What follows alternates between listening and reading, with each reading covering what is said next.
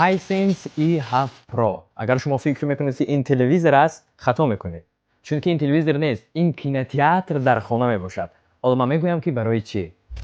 100 دیوم اندازه است که شما حتما احساس میکنید در کینوتئاتر نشستید. یکی از برتری‌های اساسی این تلویزیون در آن است که 144 گرتز میباشد. این به گیمرها در رژیم گیم مود تجربه ناتکرار میدهد و همیشه حرکت‌ها هموار میباشند. اندازه این تلویزیون 232 است. حالا ما نزد اندازه 100 گذاشتیم تا شما حرکت را خوبتر احساس کنید. انا یک چند برتری دیگری این تلویزیون در آن است که AI Pictures و تکنولوژی QLED امکان می‌دهد که عکس و نوارها همیشه روشن و زیبا نمایش داده شوند.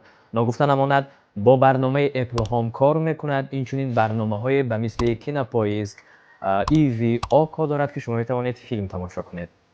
هایسنس E7 Pro. از هر یک ثانیه تماشا لذت برید.